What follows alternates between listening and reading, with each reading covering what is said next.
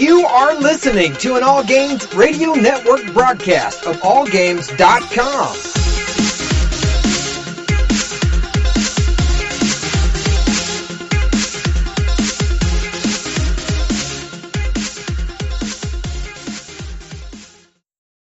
Hi, this is Normie from Knuckleballer Radio and Zombie Cast, and you're listening to one of my favorite shows on the GeekyAntics Network.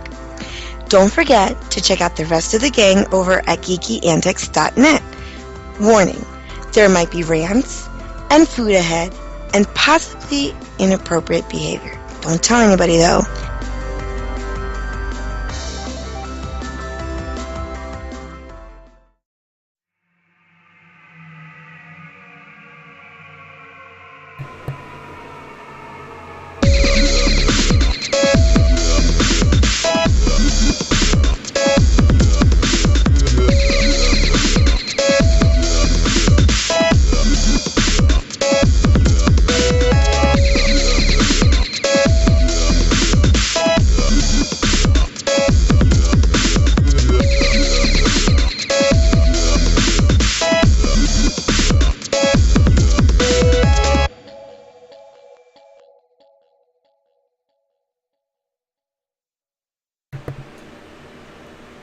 Welcome, geeks, gamers, furries, and ninja robots. This is HorsePLAY Live. Today is, what is today? It is Thursday. We're actually back on schedule for now. July 5th. Good Lord. 2018, just for frame of reference. This is episode 233 of HorsePLAY. We're tentatively titling this one a Super Late E3 2018 show. We're going to have a little discussion about it. Better late than never.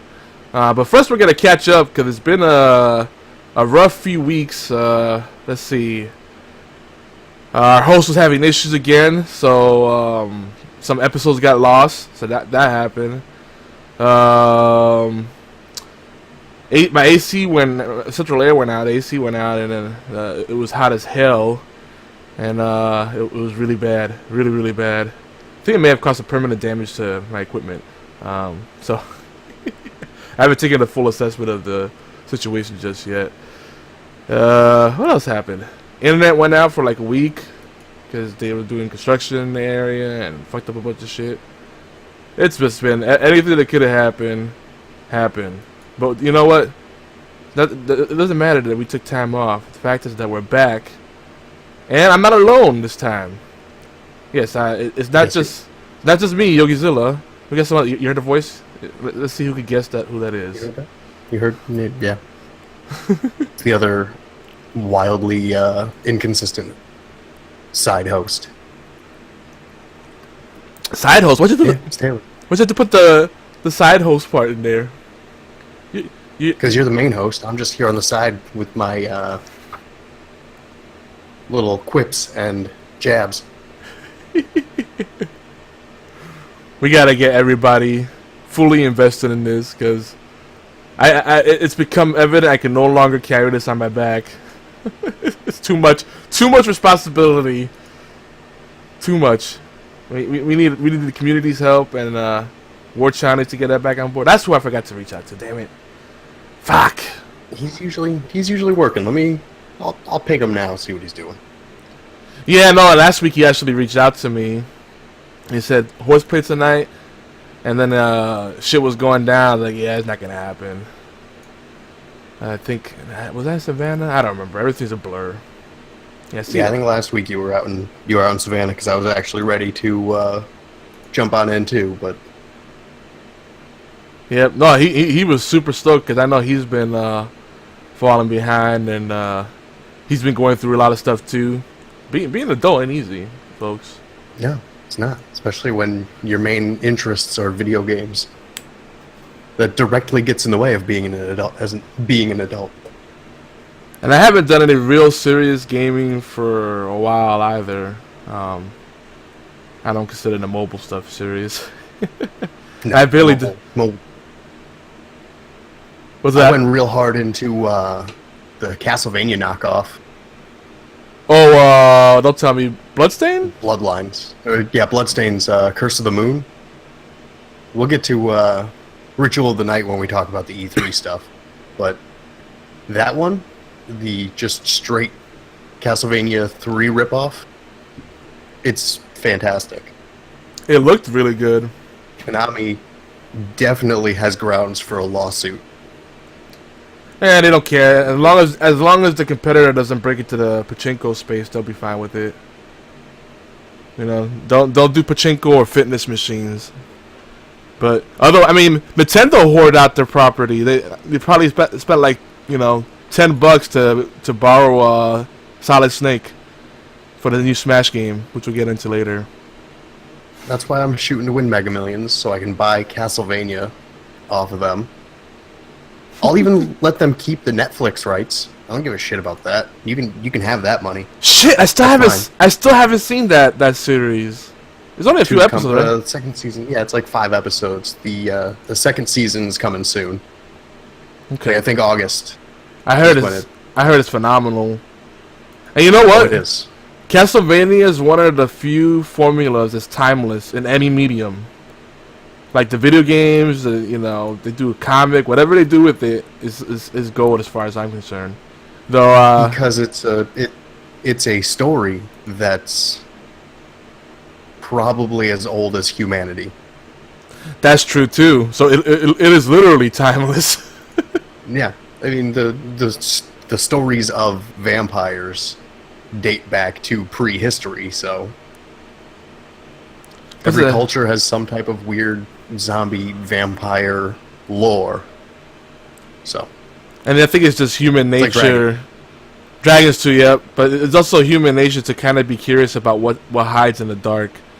You know, as a kid, yeah. you worry that stuff is in the closet when you turn out the lights or under your bed. You know, if you go out to the forest in the middle of the night, you just wonder what's going on there. You know.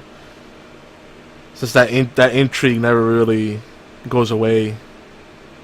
I was watching a psychology lecture a little while back now. I don't remember exactly which one it was, but they were talking about these mythical creatures and where psychologically they come from. And it's like the chimera, if you look at it. It's got the tail of a snake, the body of a lion, like the head of an eagle, and it's got wings. So it's like, where the hell does that come from? Those are the three biggest threats to primates. Yeah. Snakes, birds, and big cats. So it's like a creature like that psychologically stems back to when we were still primates. Yep. I thought that was dope. That's insane. That stuff is just so deeply ingrained in you. Like if a chimp has never seen a snake before, say that you have like a chimp that's lived in captivity its whole life. Yep. And if you throw a snake down in front of it, it will freak out and respond like any other chimp would. Because it's hardwired, they know that they are enemies. Yeah, and cool stuff. And the way chimps freak out is pretty special. It's loud, and it's to alert everyone around. Yep. Yeah, that kind of stuff is apparently the fascinating. reaction lights up parts in their brain that's similar to the parts of our brain that light up with use of profanity. So they're essentially screaming. When they're screaming, it's like, oh fuck, everyone's a snake. It's cool stuff. Yeah, you know, that also makes me think about, you know, with how profanity has become more pervasive, for better or worse. I'm not going to argue one way or the other. But I notice it seems like it's more, you see more and more, and this shapes media of all types, but I feel like society now is more adept at being angry and butthurt about shit, but no one knows how to be vulnerable anymore, or just like fucking just talk shit out like normal people do. It's always a freak out moment, you know? Yeah, it's a hypersensitivity from being online. Well, we've all become chimps with snakes thrown at them. Yeah. there's no calm, rational discussion anymore. It's just freak out, full on. Let's get this person killed. Oh my god, that's what I wanted to mention. You triggered mnemonic devices in my head. You're talking about chimps and all this stuff and hypersensitivity. And I was listening to the radio today, and I must have missed this headline, but apparently there was some ESPN. This may have happened a while back, but there was an ESPN radio or some kind of sports host that was talking about Serena Williams and her style of tennis and how she attacks the net. She does guerrilla warfare, you know. Oh yeah, I saw that. Yeah, and so they got real mad about it, and it's like, wait. No, he didn't call her. Oh, you morons! Yeah, completely different spelling. Is just gone. Yeah, completely different word entirely. But because you hear one thing and that triggers something in your mind, it's over. Yep.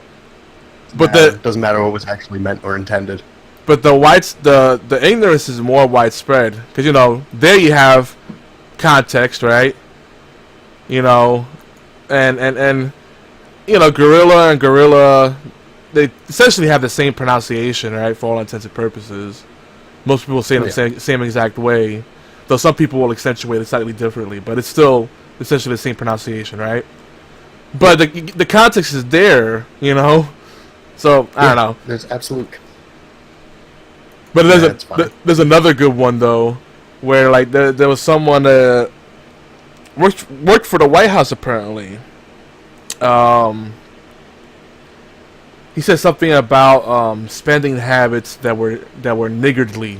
Oh, I thought you were going to go a different one. No, that's just funny because you automatically know that people are going to jump. It's like just choose your words wisely.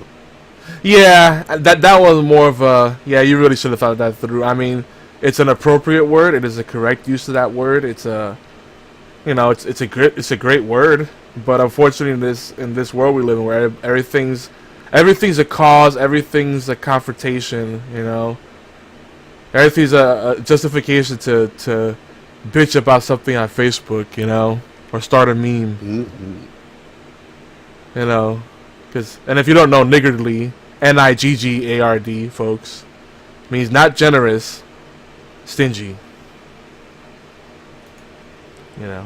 Like as in, I like the examples that dictionary kind of likes to use. Serving out the rations with a niggardly hand. It's like begrudgingly would have been better. Yeah. But see, even that kind of changes the meaning. Nah, slightly. Yeah, it's similar. I mean, it's still. I think it's a less. I think begrudgingly is a bit more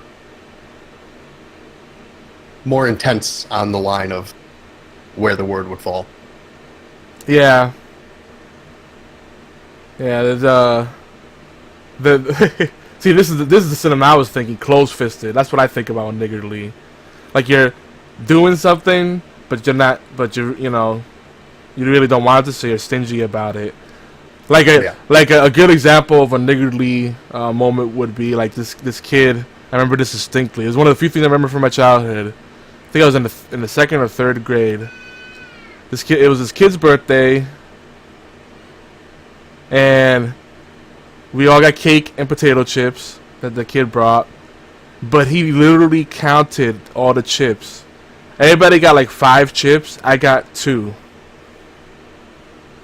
And not only did he just give me just 2, but he slowly put them on my plate. 1, 2. That's actually faster than it actually went. Real stingy. Nah, these are mine. Yep. Oh my god. So the little educational moment there for everybody. Enjoy. There you go. There's your word of the day. Niggardly. People just take themselves too seriously. That's the real problem. But I think people need hobbies again. so they have less free time to complain about stuff that's silly. You know what that is? That is their hobby. That's the problem. They need People better don't hobbies. No, people don't need. They don't need hobbies. People need problems, like real problems. They don't have to worry about dumb shit like that. Problems or purpose. They need something to drive them, keep them busy. You know. I just don't realize. I don't know how people find the time, and and you think a lot of the folks are the young folks, but a lot of the older folks are falling into the trap too. And I see some fellow parents that I'm like looking and I'm like, well, no one has a lot of responsibilities will find the time to participate in all this caustic glibness and bullshitting. But you see what they do, they just plant their kids in front of the TV, and Netflix, you put a few parental controls, if you even do that, and the kids just flip through Netflix, keep watching stuff, and it's on autopilot. Now it's easier than ever. You don't have to even bother like swapping out VHS tapes or anything, I remember when we got an automatic rewinder.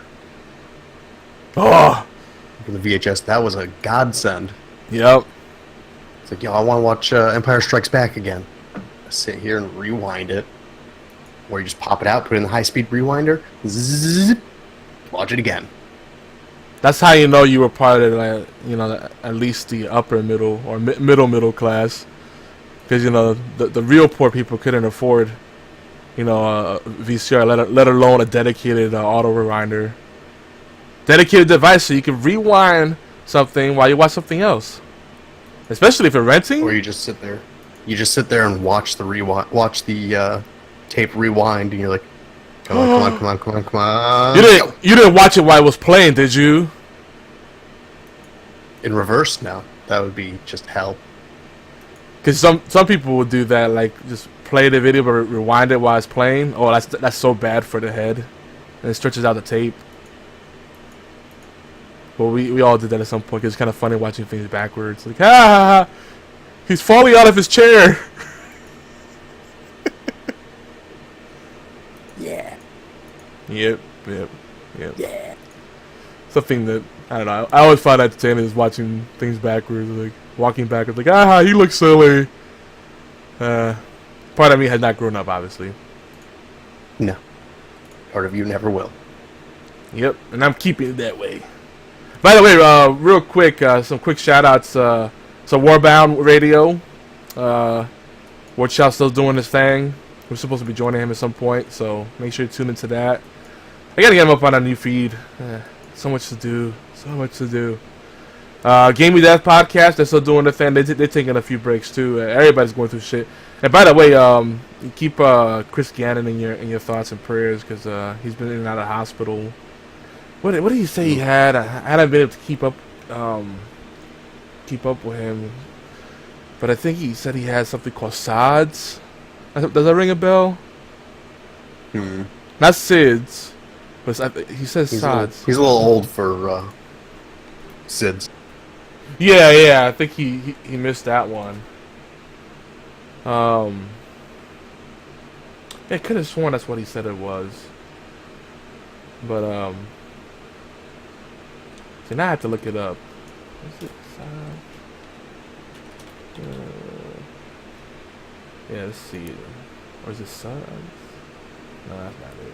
I don't know. He hasn't been doing too hot. He's been in and out of the hospital. That's really what it comes down to. And he lost his job, so he's doing GoFundMe.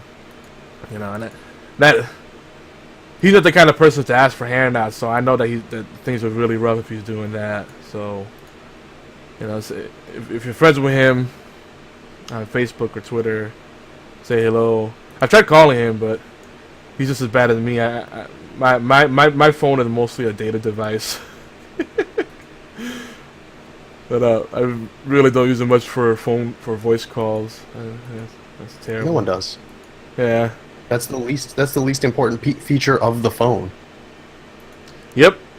And it's the thing that's actually the worst at, because like when you actually have to use that feature, you're like, man, the call quality isn't that great.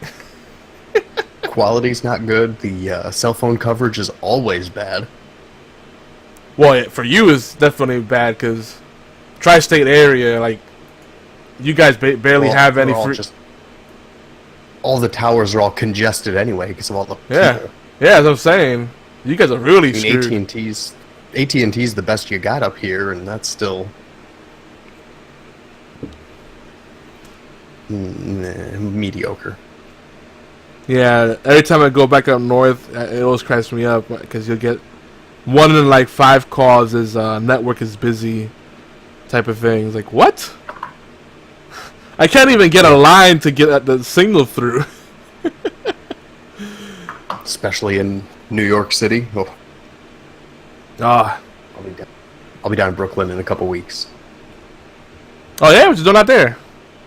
I got there's a concert next 24th, Tuesday night. Probably gonna head down there early in the day and just hang out. Nice. I'm gonna give you something to give to my mom, so she'll stop bugging me. She'll be my messenger.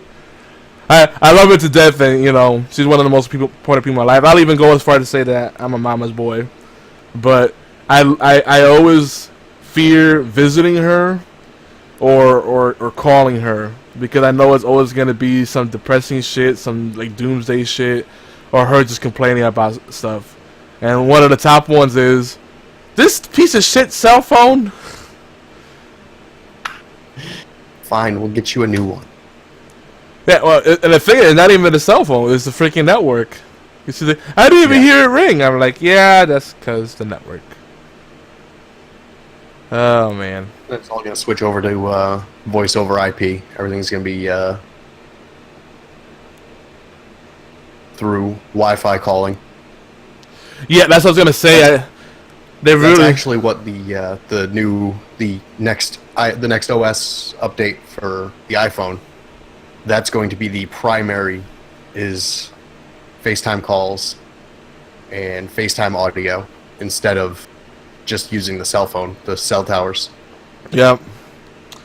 Or I don't think they're quite ready to divorce the infrastructure just yet. I think they'll definitely start pushing things more in that direction, but I think what they're gonna start doing more is selling those mini cell towers. If you think about it, that expands their network. You pay for it, so it's a revenue stream. Mm-hmm. You know. Well, it's all just stopgaps until the 5G goes live. Yeah. You know, they can still take advantage of that old infrastructure, so it's not like it would be a total waste. You just have bottlenecks in the network. Yeah. But that's what all this cell phone stuff has been about anyway, is just casting a wider net, you know. They keep expanding further and further. Like, hey, you mind if I put a really tacky looking antenna on top of your barn? Sure. Yeah. Pay me. we give you $10. Okay. It's a Nintendo deal, you know. That's how much they paid for Solid Snake. Because Konami didn't give a shit. You can make those deals. Make them deals. Yep. Konami, Nintendo. Don't segue to E3 just yet. I'm gonna jump in. I wanted to jump into the new Smash Brothers because I don't care about it because it's Smash Brothers. We're gonna get to it. We keep teasing it, but I have to put this out there because this has happened in the time we were struggling with the feed and all this shit. Basically during our absence, you know. We try to get episodes out. I swear. A few of them got eaten. If you're here live, you can see them. Yeah. Though I think it doesn't work. We're at least live. I think I recorded a couple of them offline. Yeah, I think I recorded one offline when the internet was down. Defeats the purpose of a live show. Yeah, well, you know, I was trying to get content in the bank. Stuff happened, and I didn't make a backup because I assumed, oh yeah, the technology's flawless. Like, oops, that's right. I'm in IT. I should know better. But I'm stored in the cloud. Oh, the fucking cloud. Ugh. That's a 4-letter word as far as I'm concerned. We've had this discussion before. So anyway, Sonic live action movie. I have to put that out there. And then I don't want it to exist. I don't want that to be real. And Jim Carrey as Dr. Robotnik / Eggman. I don't. I'm upset. I don't want it. Well, if you think about it, the Mario Brothers movie happened, so Sonic has to happen just because. The Mario Brothers movie was 25 years ago, and it was so bad it was good. So hopefully this will be so bad it's good. We've gone past that point.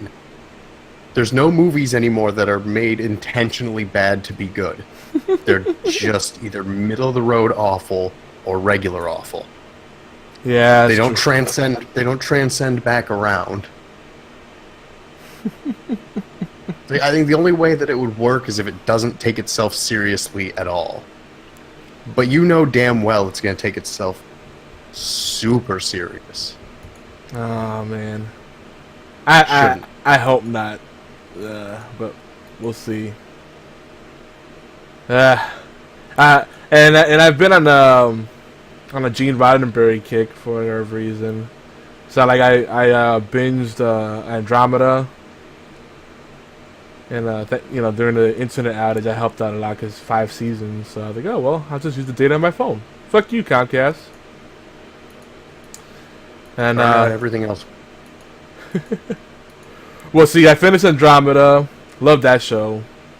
I don't care what the critics say. And I'm a big fan of Kevin Sorbo. They also had a lot of good kind of cameos from like. Because Stargate was running alongside, was it? Yeah, Stargate had. No, Stargate came a little later. No!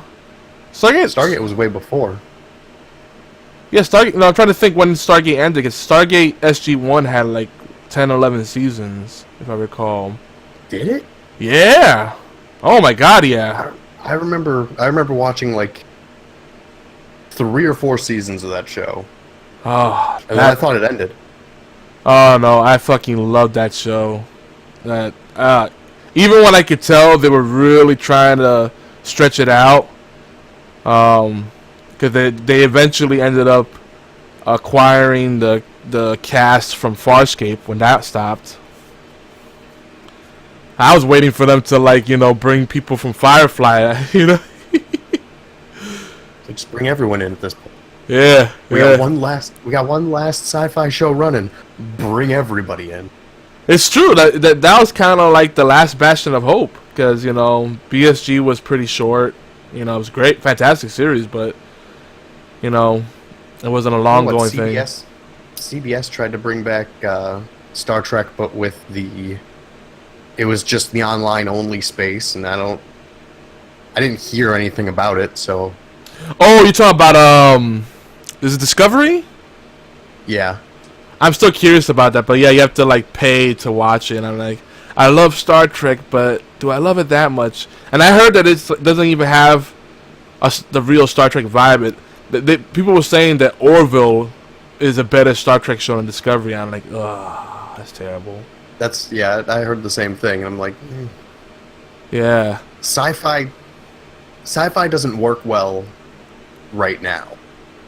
I think the 80s and 90s kind of burned everyone out for sci-fi. I don't know. Because we also live in an era that is real close to just being sci-fi. I mean, we're one teleporter and space travel away. Yeah. It's true, and it's funny watching sci-fi over the years. Like, if you watch, original series Star Trek, it just cracks me up when, Captain Kirk and his crew are referring to, data storage as tapes. It just shows you, even though they're trying to be forward-thinking, they're still grounded in the reality that everybody's familiar with, Yeah, you're not gonna try to... When you're suspending disbelief in some areas, you have to kind of keep it grounded in others. Yeah. Otherwise, you lose the people's willingness to suspend it. It's true, and especially now, people would just, you can't throw that much at folks now. It's too much to ask. And now people don't even know what tapes are. Oh Lord! So to them, that would be foreign technology. To be like, whoa, that sounds fascinating. So let me get this right. You have like a tape, like you would like, you know, to like wrap a presents or something, but you record to it, and it stays on like on a roll. What? The magnetic strip on a spool. Yep. Well, no one ever thinks that hard about the technology that they're using. Like, if you sit down and actually think about how, just take something simple, like how your phone plays music to wireless headphones. Like, just sit there and think. It's like, so it all exists on this piece of silicone and plastic in the form of zeros and ones, and then it's sent to a radio signal. It's like, but how does it decode the zeros and it's like, just think. It's like, when you start really like digging through and thinking about it, it's like, wow, this is, I'd never be able to reconstruct this after the apocalypse. Yeah, see that. I don't even think I couldn't even get a vinyl record player to work. Ugh. See that goes to play a guitar. That goes to show that when the shit hits the fan, the analog stuff's gonna be what we'll end up falling back on.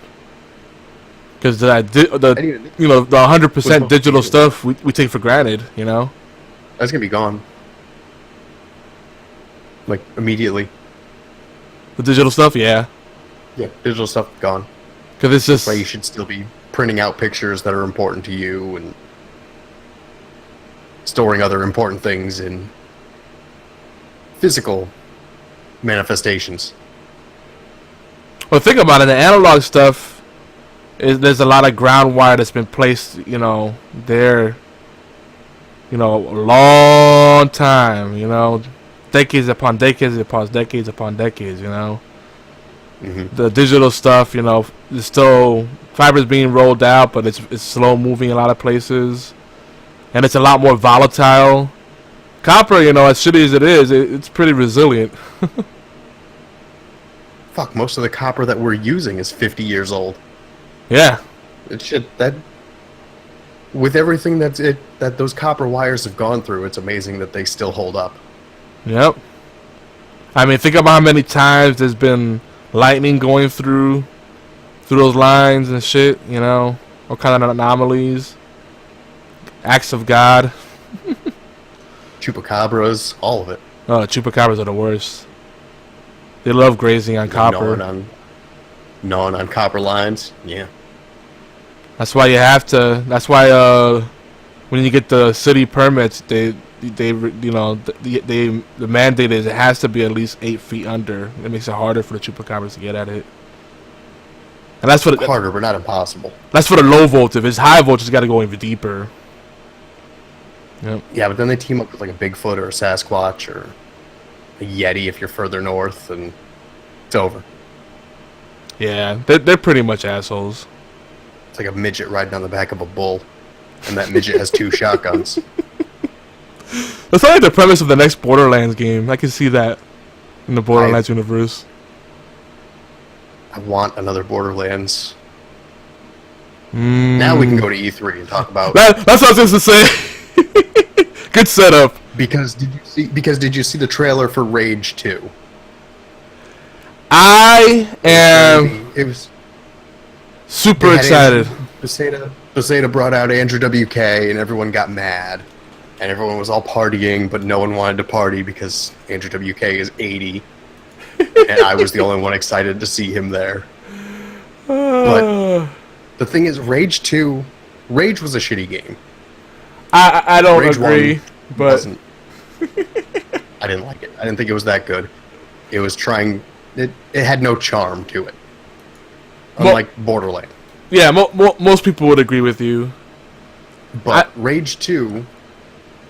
looks like it's trying so hard to be Borderlands. Like, it legitimately, like, beat for beat, is just stealing everything that Borderlands did. maybe it'll be good. I mean, Bethesda knows how to make a first-person game. First-person shooters. I mean, you can argue whether or not Wolfenstein or Doom were great, but mechanics-wise, they know how to make a game. So if they can write a at least decent enough story that fits with that environment, they could have a hit on their hands. Much like the way Borderlands 1 was kind of so-so and didn't really hit its stride until the DLC of Borderlands 1 and then Borderlands 2. Yeah. So that was the only thing from the Bethesda show that I even gave 1 ounce of a fuck about. The rest of it, the Fallout 76. There's no. But let's not move on from Rage 2, because I think it needs more love than what it's gotten. Because one, this is the game that no one asked for. Oh, absolutely. When it got leaked by Walmart Canada, everyone was collectively disappointed. But see, I was the one guy. That's the one thing that I heard about. I miss everything. That was kind of someone just mentioned it in passing, like, yeah, Rage 2. And I think, what? Because I'm the one that's been wanting this shit. Because if they had a lot of good shit going for that game, and I know where the problem was. One of the problems, they had a few problems. One, that game really pushed the limits of the last generation of consoles.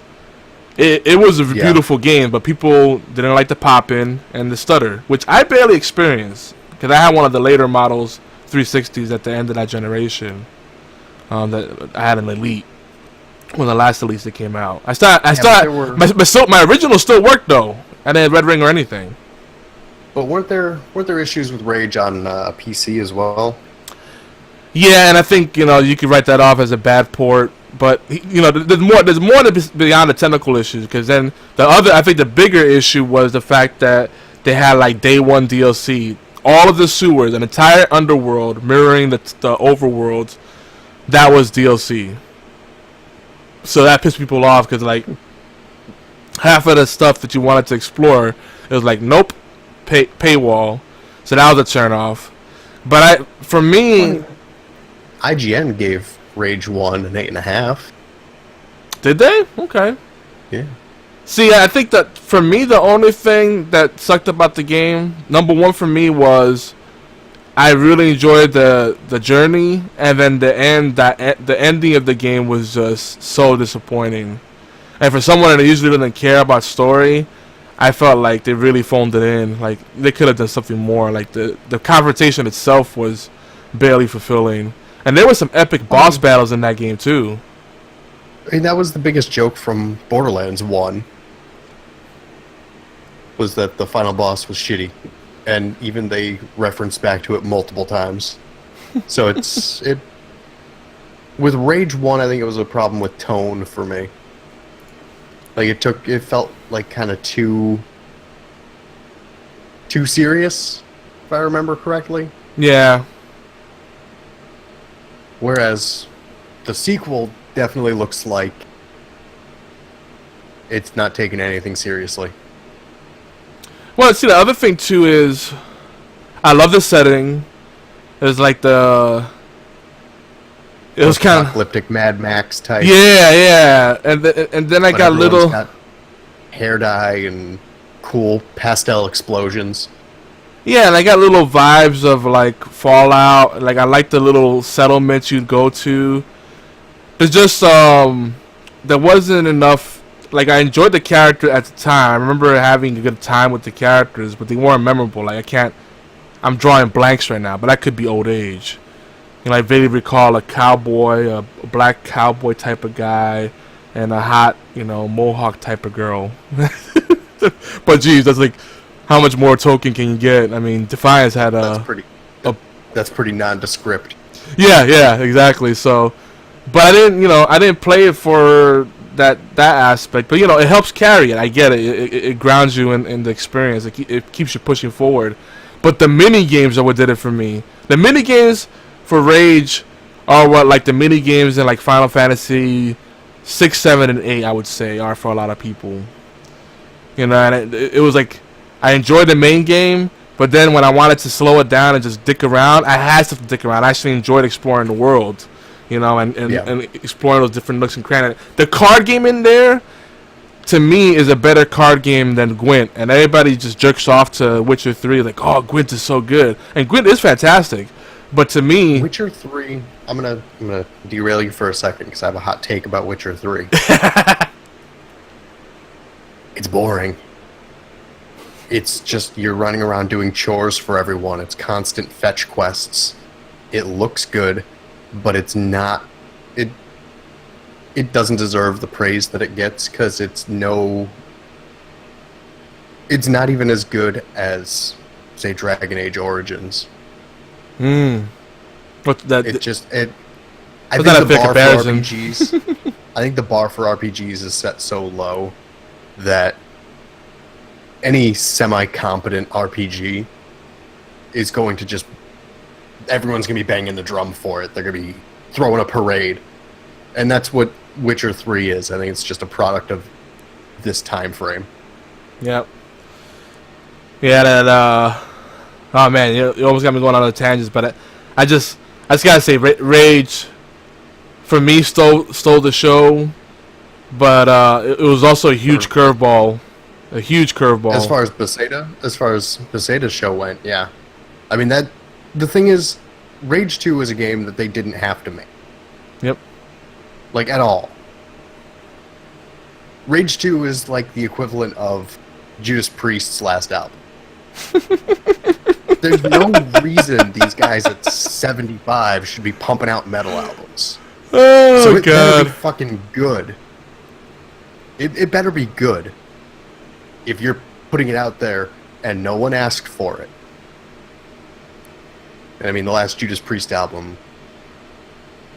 was pretty fucking good for being old men still rocking. So this... I have hope for this game to be good, but I will not buy it at full price. I will. I just feel like based on premise, because I've been an ambassador for this game, I gotta do it. It's what this actually is one of the few things that has like really got me soaked, and it's been a while I've been this stoked. Just because, even though Rage had its flaws, because remember it was some of the guys from the originally worked on Doom, wasn't it? Like some of the. I think so, yeah. You know, some of the big players from id, you know, so they got the wacky weapons down pat. The gunplay was great. You know, the world design, level design was great. It's just I think really what we lacked was character, like Borderlands does. Borderlands has character in spades. It felt, you know, soulless. Kind of a recurring theme. It looks like they solved that problem. Now, if they solved that problem and didn't go backwards in other areas, that's yet to be seen. As long as they just fixed that problem, then they're golden. They'll have a good gem on their hands that isn't another fucking Fallout or Elder Scrolls. Yeah, if they build upon what they did right with the first game, I'm 100% in. No, there was another big issue I had. For all this great stuff they did, all these great assets they built into the game, you know, all these great mini games, I'm like, oh man, this would be great to share with a friend. I didn't expect such an expansive game, because it was pretty deep and it's a pretty huge world, you know, and for the most part it loaded seamlessly. There wasn't much sharding and stuff going on. But the multiplayer was a fucking like. It was clearly done by a separate team, and it just felt like this tacked on piece of shit. It was a freaking racing game. Like, what?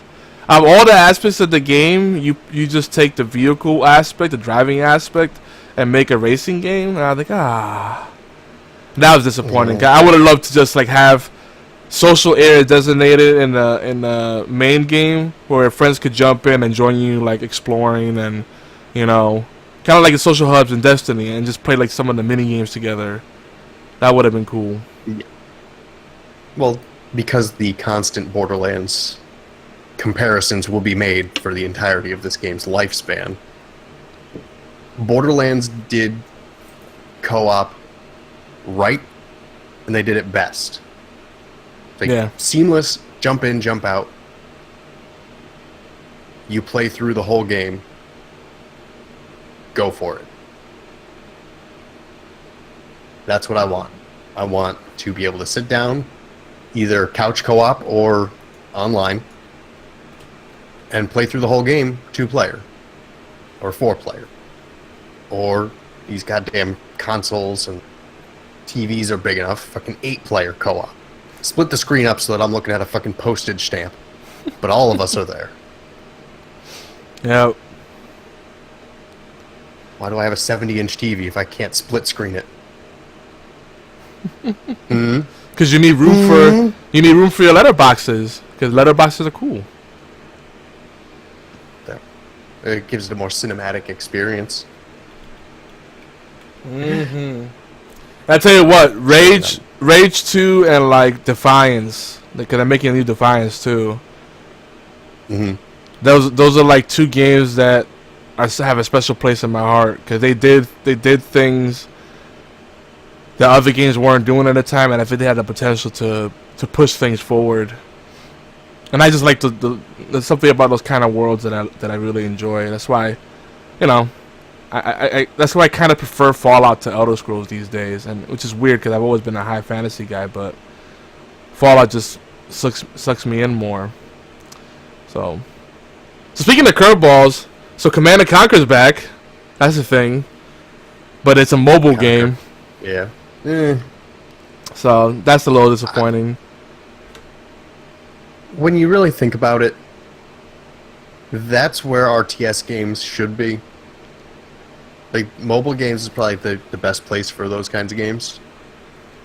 Like, I don't know why Nintendo hasn't, like, taken out Advanced War. Oh, okay. And been like, how about we turn this into a mobile game?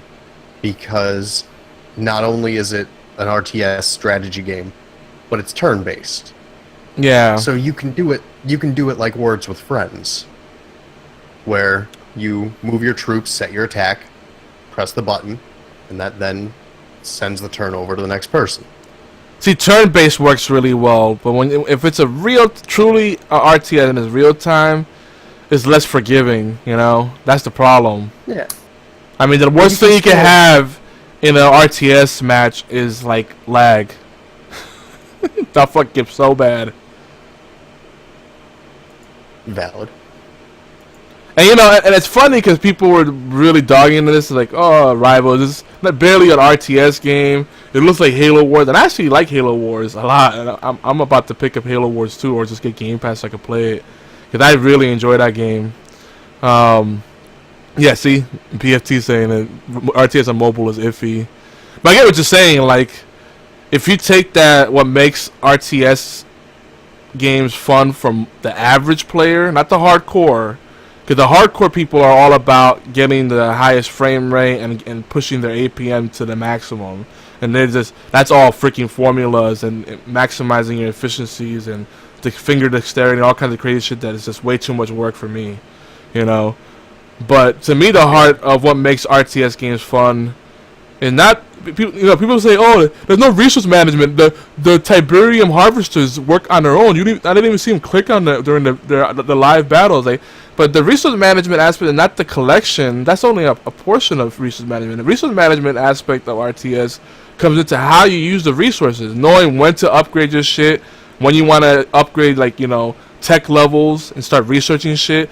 If you don't know, if you can't get a sense of your threats, and you go too heavy on offense and you leave your defense wide open and someone just freaking zergs you. That's the fun about RTS, is just really finding a balance and sizing up your opponent and keeping him off balance so you could get yourself situated in a better standing, Yeah, I mean that's a big part of the strategy aspect of it that people seem to miss. Yep. At least the critics of that one are missing. So I think there's potential there, but the sad part was, didn't they say that was like one of those? That was one of the games they said this is available right now, right? Yeah. And it took you to a fucking pre-sign up, a pre-order page. For a mobile game. That's crazy.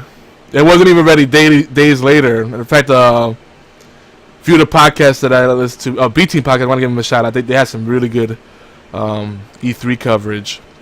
I think they waited 2 weeks, a week and a half, and it still wasn't up. I don't know if it is now, but that's kind of a shame. So, I'm excited about it because I love Command & Conquer. It's great to see that series back. It's great to see, was the Westwood Studios still kind of doing its thing, kind of around. Not the studio once was, but still doing something. And I hope this means that we might see something more full-fledged. See, this is what I think. I would have much preferred to see a full game, maybe with a companion app component. I would have. I don't know. It's been so long since there was a Command & Conquer out. This is safe. It could just be like a toe in the water kind of. Yeah. Just I get that. Because, if you get a lot of people that download it and play it and enjoy it, that's one thing. But if you get a lot of people complaining, saying, man, I wish I had this on a real system. I wish I had a game like this out there that really fit this niche now. You're more likely to see something like that down the road because the developers are listening, they're paying attention. Yep. And I think games like We Are Billions and what was that other one? Shit, there was another one that came out where you're in like a Arctic frozen wasteland and you're out there building up your environment. Oh, I think I know what you're talking about. There's other like. How recent? Very. That may not be what I'm thinking about. But yeah, it was like RTS strategy type games like that. There's been a few of them. They'll flash for a minute and then they're gone. Yeah, especially in the indie space, you see a lot of RTS games, but clearly there's a market because they keep coming out and make follow-ups. It's a strong niche. But then in the mainstream space, there's an opportunity too because XCOM has been like every other friend I have on any playlist, Steam, Xbox, whatever. I see them playing XCOM or XCOM 2. So look at fucking Mario versus the Rabbids. That's XCOM Mario. Someone else made that same comment on a podcast I'm listening to. It's funny. Like, legitimately, it is XCOM Mario, but with slightly better hit detection. Because if it says 95%, you're most likely going to hit them. Not like in XCOM where it's 100% and you still miss. You know what? And that also makes me think a lot of Fallout with VATS, which reminds me, do you prefer going to like the real-time combat, or do you always jump into VATS when you play Fallout? I like being able to precisely shoot things in the head, and it yields much more hilarious ragdoll. It does. I remember, I think it was Fallout 3 or New Vegas. Can't remember which one it was. But there was one of those fucking dogs that was running up on me and just jumped at me. So I go to shoot it, slow down time, and shoot it in the head. Its head just explodes off of its body, and it just cartwheels for miles. And I just sat there laughing, because that's hilarious to me. Yeah. Like, shitty ragdoll physics is like my... that's my lifeblood in video games. That's one of my favorite things, too. I think I love Bloodborne so much because of that. Yeah, my favorite ragdoll artifact is when there's clipping issues and the body doesn't know what to do, so it just starts jerking, like just twitching. It just sees it up. That always gets me. Or when it's just a limb that's just kind of swaying endlessly, like a leg swinging around full 360 degrees. Like, what kind of joints does he have? Well, he's dead, so that's clearly why. But his legs just fucking helicoptering. Yeah. But on the flip side, I feel like if you don't put some kind of real cooldowns on VATS, that kind of mechanic could the developers must love it because they could pad the gameplay hours and make it seem like a bigger game than it really is, right? And then, but then the bad part about that, you risk slowing down the pace too much, and then it can start becoming boring. But I mean, as long as the silly physics, you can't do multiplayer with that either. That's true. That is true. I mean, unless with Fallout 76 being all multiplayer, that's not going to be in it. Yeah. Well, let's talk about that because people were shitting about that, and that was a big curveball. But I was excited. I'm like, everybody, no! I just wanted a Fallout game. Why they gotta put multiplayer in it? That's gonna ruin the story. And I'm like, dude, that's the one thing I've always wanted. They had the talk about the Fallout Online. It was supposed to be like the MMO. I'm like, nah, that's too much. But I would like some kind of just exploring those worlds and trolling enemies with a friend. That sounds fucking awesome. Sign me up. But I think the fact that it's going to be always online, because they said that there's an offline component, but I think that's bullshit. I think that's going to be just like environment building like it was in Fallout 4. It's not going to be fun by yourself. It wasn't fun in Fallout 4 when you're building your fucking shelter. So, Fallout Shelter, that's a good game too. I mean, dude, yeah, Fallout 76 is going to be a bunch of people working on building some little shit shacks, and then just because it's funny, someone's going to nuke you over your stupid little shit shack. There's gonna be so much griefing, and just I don't know how they're going to be able to police it effectively. I think for that kind, if you're gonna off and just be like, well, have your fun. If you're gonna have that much freedom and depth in the gameplay, they're gonna have to, depending on the scale of things, like how many players could exist in an instance, they're gonna have to have servers that are PvP and non-PvP. That's really what it's gonna come down to. I think it's all gonna be PvP though, because you can choose to group up with your friends, but there's also other groups of people out there. Yeah. So you can choose to be friends with them, or you can choose to drop a nuke on them, or you can be friends with them and then drop a nuke on them and steal their stuff. Yeah, the nuke stuff could get out of hand. Anytime you introduce a nuke, it could be game breaking. Like balancing the nuke in Command & Conquer was tough, and StarCraft too. Fucking ghosts, paint the target. Also, you can get nukes. Like fuck. It's like, oh, you should have made observer units. Well, fuck you. How about that? BFT's getting into this too. Tell me how to live my life. Yeah, don't tell me how to live my life. You don't know my struggle. So he's saying he's excited with the possibility of Fallout 76. He wants to see how they pull it off. And he says, getting nuked is fine because we'll have our Brotherhood of Steel helmets to protect us. And that's right. Once you get those Brotherhood of Steel helmets, I said the game's over. You get the power armor, you're just unstoppable. And then you wonder, like, how did I ever play without this shit? I was so squishy before. Radiation, what's that? I'll just walk through it. Who needs Rad-X? He said, yeah, I'm pretty stoked about that. Those things right there, Rage 2, Command & Conquer Rivals, and Fallout 76, got me feeling moist once again. It's been a while I felt like that. And it wasn't a sweat this time.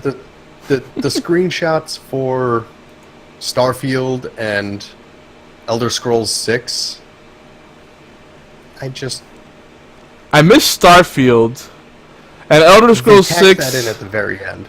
Okay, that sounds like something I would like, but obviously Elder Scrolls 6 is what everybody lost their shit about. Cause oh my god, like hardcore Elder Scrolls fans is like that's like my guild in Elder Scrolls Online. There's like a sect that's all they talk about. When are they gonna make another Elder Scrolls game? Well, I'm just playing this until they make another Elder Scrolls game.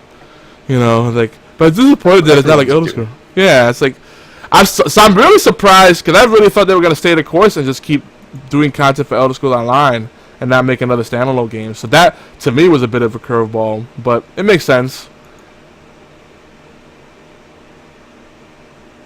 I don't know. They're showing too much too soon in general. Yeah. I mean, all they had was a fucking screenshot and a.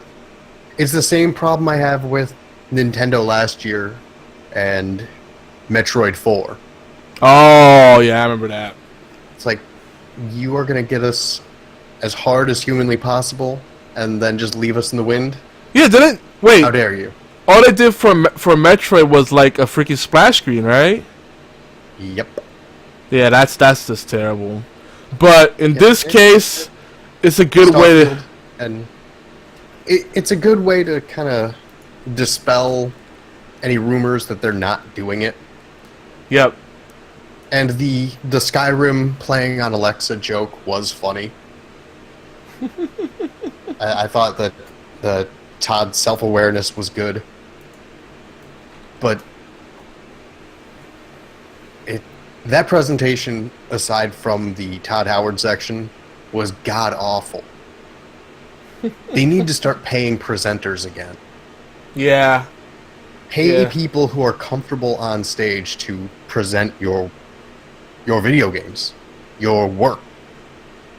Don't get the guy who's over there designing the barrels of guns to go out in front of 10,000 physical people and talk to them, because clearly he's not comfortable with that. Pay presenters to present. Not to mention the scripted segments when they do like the really hardcore scripted stuff. I'm like, oh god, like when they do like scripted dialogue and it's like, that sounds great. Why don't you show me? Like my favorite is when they try to like make it seem like they just decided it right on the stage to reveal something. Like, well, I am working on a secret project, but I'm not really supposed to talk about it. Oh, come on, you can show us a little bit. Okay. Here's a trailer I just happened to have ready. Like, oh, God. Look, and I have a playable alpha with me, too. In my back pocket. I was ready for all of this. I tricked you all. It's like the bowler hat villain. Yeah, he's in there twirling his mustache. Oh, God. But obviously some people must be buying it, because, I mean, Jesus. It's just because because when you do something like that, you're not pitching anything to anybody. Your boss just tells you, hey, go do this. You have a 5-minute presentation to fill. So you have these people who aren't presenters in any way, who have to think, how do I do this? And all they do is just think back to the most cliched way to do it. Yeah. It's a good soft sell. Exactly what you said. It doesn't seem like they're selling. It just seems like they're making ads of themselves. Whereas when you get someone that's... Because on the flip side, if you have someone that's a really good speaker, but you can tell he's very much business-oriented, and he's talking about all these features and shit, it's like, oh my lord, stop. Like, quadrilateral. Once it gets bogged down, it gets bogged down in like the jargon of it, just removes the soul right out of it. Yep. So there is something with being too polished. But pay... I already said it. Pay presenters. Yep. People that are... Twitch streamers. Someone who's comfortable in front of people to do this sort of thing. They had a few of those. There's some streamers. Yeah, and those are the people that do comparatively well. Yep. What else got anything else to cover over for Bethesda? Well, there was what's it? Doom Eternal. That was a sequel for Doom. Well, you know that could be okay. That I'm automatically excited about it, but you know, after the great success they had with the last Doom, you know that's I'm not even worried about that. I'm like, yeah, Yeah. automatic buy. No concern at all. I will get that, no problem. Yeah. And the thing is, but the flip side of that is, it's one of those games where there's not much they could do to switch it up. But that's okay, as long as they do a good Doom game, because we know what to expect from Doom. It's Doom. I mean, don't ruin Doom like they did with, what was it, Doom 3? Is Doom 3? I'm a Doom 3 apologist, whether I played the BFG edition or original. You shouldn't. I get what people don't like about it. It was a corridor shooter, but it wasn't. Oh, the other one, Youngblood's Wolfenstein. BFC says the same thing. Doom 3 was a fine game, good sir. Now, Youngblood, did I see? I don't know if I saw that. That's part of the Bethesda? That was that was the Wolfenstein sequel where you play as Blazkowicz's kids. Interesting. Okay. Which looks okay. I mean, Wolfenstein was at best. I mean, the game was short. The story was kind of it was okay. I don't know. I didn't think it was. It wasn't what everybody hyped it up to be. Yeah, there was definitely a lot of hype about Wolfenstein. Like, I was like really into that. But I've always leaned more towards Doom. I mean, Wolf 3D, paved the way in a lot of ways, and really, Wolf 3D is. They basically took an asset from Wolf 3D and put in an original Doom. So. Yeah. But I was like just Doom. Blowing up demons is great. All right, let's get Sony out of the way now because they fucking sucked. But first, what I want to say though, just to get this out of the way before we go pressure by pressure, my favorite thing overall, as far as like the tone and the themes they had, is it was all about the games, and no one made a fucking hardware announcement. Yeah, very much so. Yeah, no hardware because that'd be counterintuitive at this point. That'd be counterproductive with the fact that the PS4 Pro is like a year old now, and same with the Scorpio or the Xbox One X, XS, XXX Tentacion, whatever Microsoft is doing. The Xbox now. Yeah. No, you had it right to begin with the X. Yeah, and I feel like it. I don't feel we're deep enough in this generation. It's finally gaining traction, where you have a nice sweet spot of people actually, joining this generation. The first 2 or 3 years of this generation was kind of just, everybody was dipping their feet in the water. I think we're in a good place now. Why would you want to split up your audience? And it just astounded me how many people. I got so sick and tired of listening to podcasts and watching Twitch streamers talk about, oh yeah, it's gonna be the PS5 and then the Xbox, blah blah blah. I'm like, oh, stop it, no. Why? We don't need that. They're probably working on it. Like, I guarantee that they're over there with fucking ARM and AMD trying to figure out what generation, where they're gonna be generation-wise for processors and graphics cards when they're going to hit their target release date of like 2020. Yeah. I think we finally hit a plateau though where there's diminishing returns on these hardware upgrades. Notice how there was less talk. No, but think about it. There's far less talk about HDR and 4K.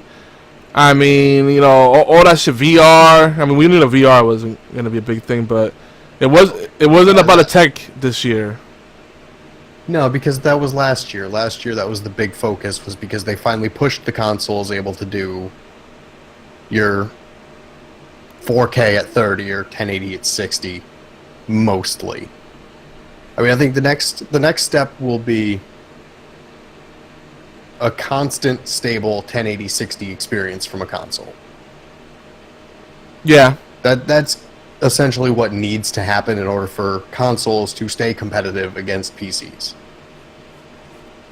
Yep. Because for $500, $600, you can assemble a decent PC that'll do 1080, 60, no problem, and even do 4K in some games fairly well. So, yeah, it's funny. I try to tell a friend in Canada that you could do a decent computer for that much. He's like, no way, BS.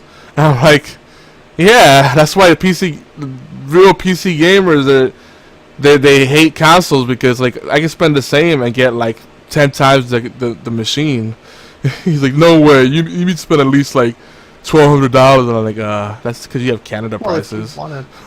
If you wanted to get like top of the line, holy shit setup, yeah. Yeah. But if you want something that's just legitimately going to be versus a console, you're looking at slightly more overall for a PC.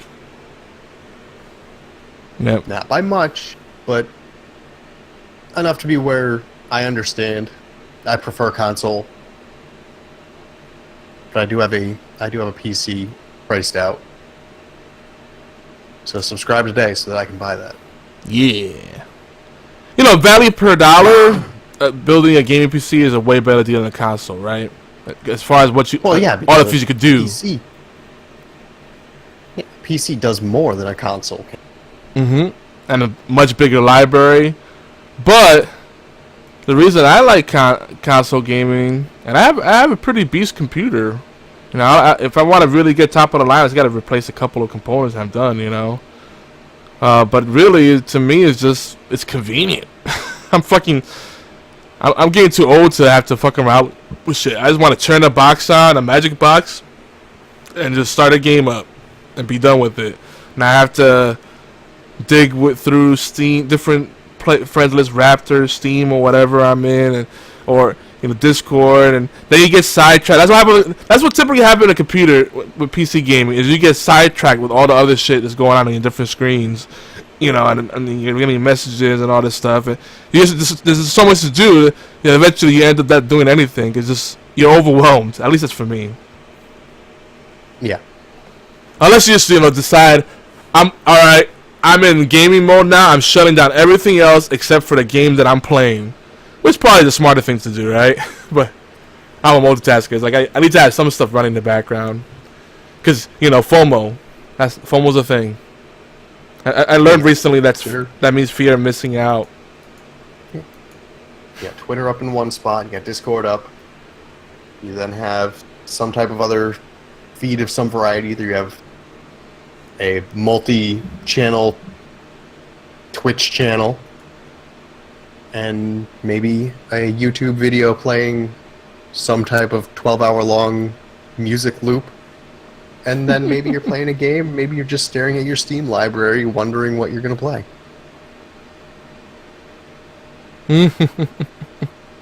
See, BFT's bring up some of the good points, too, that Steam sales are great. They're not what they used to be. They used to be a lot more fun when they did flash sale, but I get why they can't anymore. But Steam sales, God, what a slippery slope. Yeah, he's mentioning one of his frustrating experiences with PCs. Like, he had Destiny 2 crashing, and it turns out it was because a program he was using to control his GPU's fans. Yeah. But there's so much stuff you got to put into it just to tune it to where you want it at, right? Whereas with the, unless you don't fuck with it. If you buy a PC and you just put all the parts together and you don't do fancy shit, you're going to run into less issues that way. See, but that's the thing. By design, the out-of-box experience is never that great, No, and asking someone who's a PC enthusiast to not fuck with stuff, you might as well just tell them to buy a console. Exactly. Now, I will say that that's a good cautionary tale. Like, there's certain thing I definitely wouldn't want to fuck with unless I'm really in the mood to have an ongoing hobby. Like rebuilding an old car. And that's overclocking and fucking liquid cooling. Two things that you should not endeavor into unless you want to keep yourself busy for henceforth. Yeah, overclocking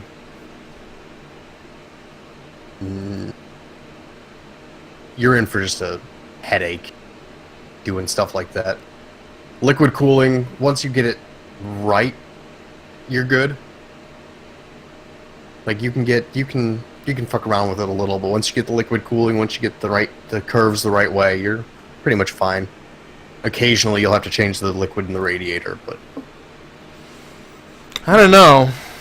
It's not really a set and forget it thing, because you might have a leak, you might not have the right liquid viscosity. Like, you always have to keep checking it, you know?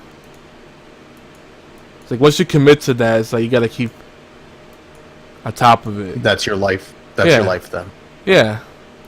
It's like, you know, you could keep driving your car around and assume everything's working right under the hood, but it's probably a good idea to check your fluids every now and then.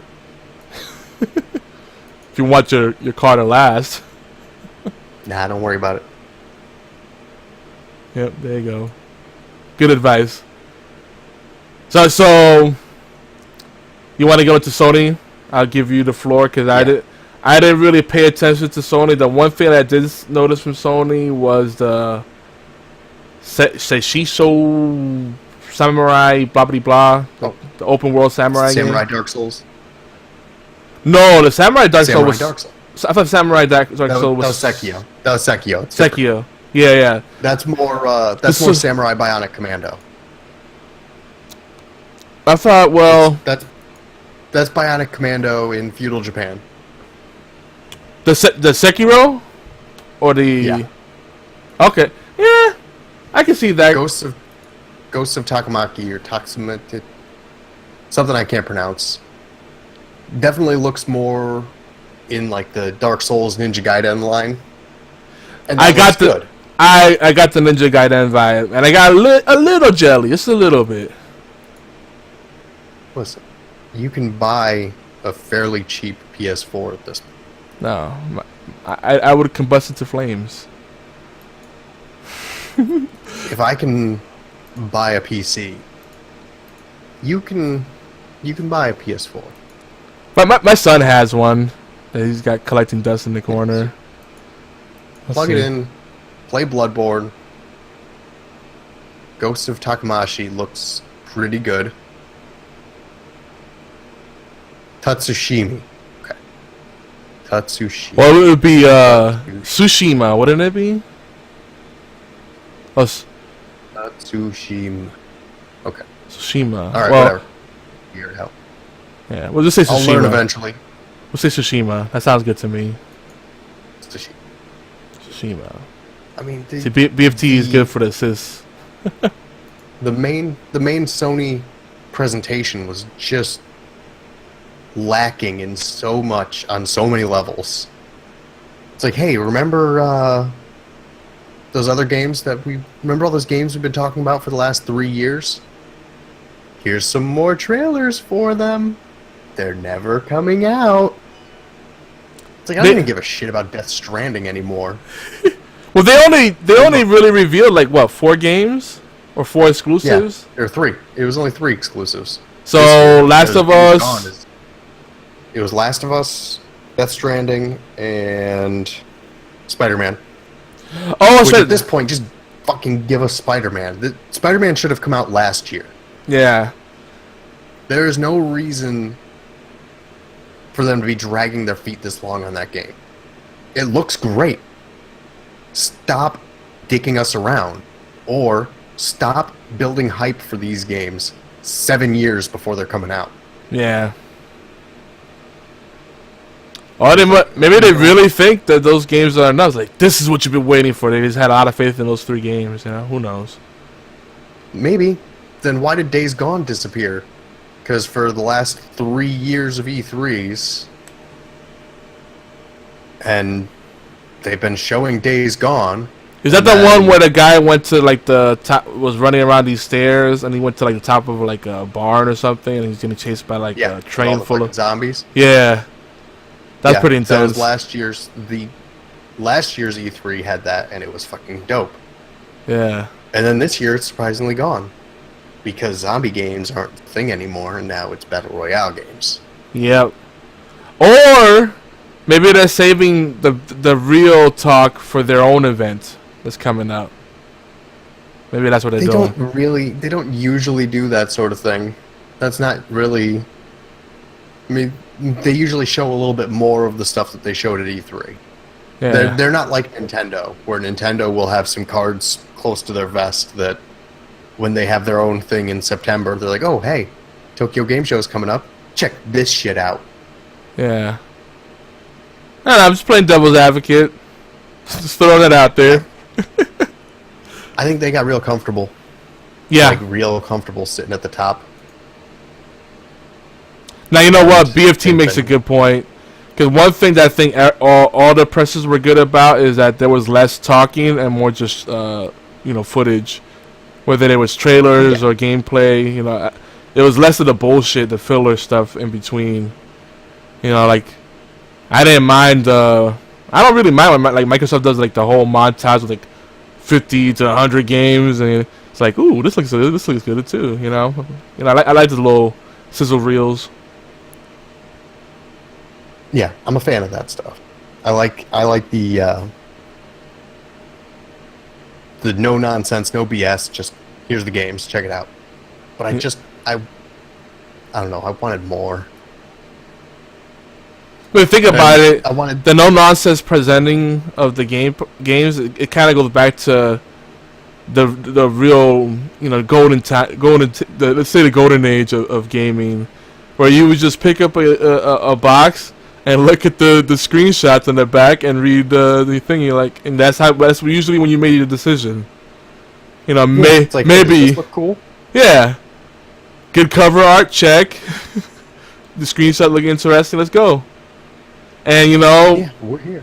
95% of the time, that did not steer me wrong. I definitely picked some stinkers that way, though. 5% was definitely. I think the stuff that had me most interested. I don't know how to feel about Anthem. Yeah, Anthem was definitely in my category of what the fuck, because I just don't know. I know I'm curious about it. I know I want to get it, but I don't know if it's trying to be along the lines of the Division, which, by the way, Division 2 is another game I'm excited about. I don't know if it's trying to be more like a Titanfall, Borderlands. People were saying it wants to be Destiny. But see, interesting enough, EA seems to be. This is the interesting thing, though. I believe it's their answer to Destiny, but from all the impressions, everyone was saying, no, that's the thing it feels least like. But I'm like, no.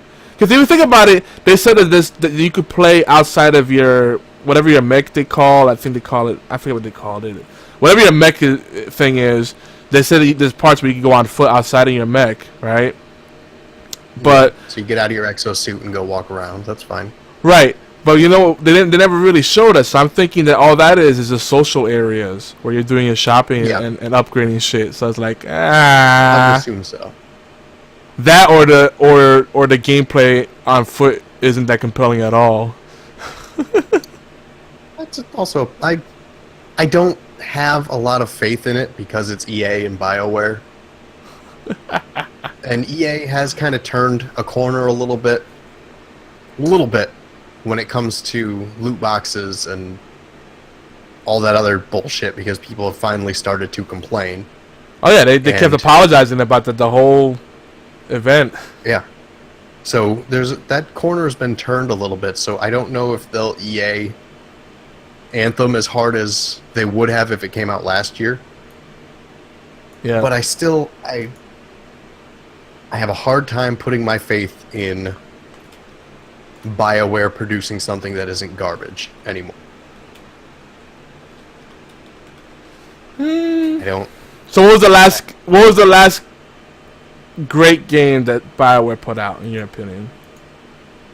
Great game from BioWare. The first half of Mass Effect 3. Well, you have to repeat it like that? I get sad. The first half of BioWare of Mass Effect 3. Okay. The first 3/4 of it, because it didn't take a shit until you got to the last act of Mass Effect 3. And then from there on, they have just been progressively worse and progressively more standoffish against even their own fan base. Okay. Because when they complained that we were entitled and whiny gamer babies because the ending that we were promised in Mass Effect boiled down to our choice of light show. Yeah, that was there, I definitely. should have been. That was phoned done in. with them as a company. Yeah, that was phoned in. But And then they just kept I don't doubling know. down on it from there since then, and they just... That's probably more EA's fault than anything else, but I don't trust them. If it doesn't do well, their doors will shut. Here's why I think it's gonna do well, and I'm not even gonna bother going through the full logic. But if there's any reason, it's this reason in my mind, because Andromeda was a terrible game by most standards. I like it just fine, but I can see what people say. It was lazy, so clearly this was the game they've been working on all this time when they should have been working on Andromeda. Yeah. That's really what it comes down to. The B team. Yep. So, yes, that is a logical point as to why this could be a good game. But it's BioWare, and I don't trust them. So. Statistically speaking, though, you can only have so many stinkers consecutively. Yeah, and then your company goes out of business. So, either they're going out of business, or Anthem's going to save them. Well, it's interesting, too, because, EA used to have the Partners program, which is essentially is what gave birth to the Left 4 Dead series, But it was silly, if you think about it. The Partners program was redundant, because it's like, hey, let's help people that don't really need the help. Like, Valve doesn't need EA's help. They never did. But that they did that, and they came out with Left 4 Dead. It's a great series. But now they they shut that down, and then they have, what do they call it? They're not Partners anymore. They have a different name for it. Originals, EA Originals. It's basically their indie program, their ID at Xbox, so to speak. So Yeah. they're actually trying to get rid of that impression of that they just shut down studios all the time, like Visceral, which is pretty tragic. So They can try to get rid of that all they want, but if Anthem flops, BioWare's done. There's no two ways around it. But I think they got cash to throw around. Yeah, but throwing cash into a sinking ship, because that'll be 3 games in a row now that have been either mediocre or bad. Well, Dragon Age Inquisition was a commercial success, believe it or not. So what do they have after that? Well, you got Dragon Age, which I thought was, with everyone saying it was great and me saying it was awful, that averages it out at mediocre. But yeah, and then you have Andromeda. There are critical darlings that are not commercial successes. They profited from that game. That's really, at the end of the day, that's what matters to them. Andromeda was a failure on all fronts. Okay, and what are they? The next one is Anthem. So Okay. that'll be 3. I see what you're saying. Nah, I think they're in a good place. And what I was trying to say with the Originals program is that they're actually giving these independent studios money now and letting them do their own thing. I think in the past they've had too much of a tight grip on the people that they will publish for, or studios that they own. That may have been part of the problem, like BFT said, EA. He doesn't want EA to EA Anthem. Yeah. So I think something. If something has changed in their management style, then I think they'll be all right. Though I'm surprised it's coming as early as it is. That concerns me a little bit. What is it? February 2019? Yeah, and they've been talking about it for 2.5 years now. Yeah. It still feels, I don't know. No, I guess the time. It's been a 1.5 years. It's been like 18 months. Okay. So that's long enough of a window. Yeah. That's fine. So, you gotta assume they kept it under wraps for a 1.5 years before that, so a good 3 years or so. Yeah, that's about right. That's kind of how EA does. They don't have a big lead and a big lead up like a lot of other companies might do. So, I will see. My thing is that it's just they're showing off all these really cool things, but you didn't really get a sense of what the purpose of it was. You know what? I got more of a sense of Monster Hunter than anything else, which I love Monster Hunter World. But it's just, if that's the direction that it goes in, yeah, that would be pretty cool. And I'm hesitant because they are doing a lot right with how they're showing this game off and with how they're doing with the game. They're not giving us everything. Yeah. And they're not overhyping it. That part is I do appreciate. But I mean, like 2 years. Here you go.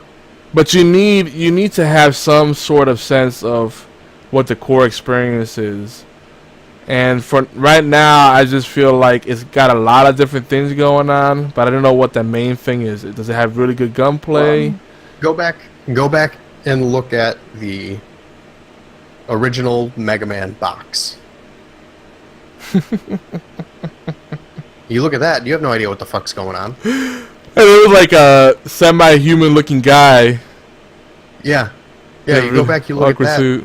I have no idea what the fuck's going on with any of this. Then you look at the back and you see the little blue sprite in the little screenshots. You're like, I kind of understand, maybe. Then you throw the game in, and then you know what it is at that point. But see, that's where I think I have to pump the brakes, though, because that metaphor is great. That's what Anthem's doing, though. But that flew in the 8-bit era because games were inherently obtuse. Yeah, it was as unrealistic as possible, or it was as realistic as they could get it and as stylized as they could get it, so that you could let your imagination fill in the gaps. Yeah. Well, and you think about it too, just about anyone that produced marketing collateral was usually pretty or completely detached from the actual production. You know, so I can just see how a lot of these, like, the cover art happen with these games. It's like, so yeah, I want you to draw me like this guy. I guess he's kind of a robot. Well, maybe he's an android. He's got a blue helmet. That's kind of what I'm picturing. And he's got a big gun. You know what? No, his hand is a gun. And yeah, run with that. Fuck it. That's what we'll go with.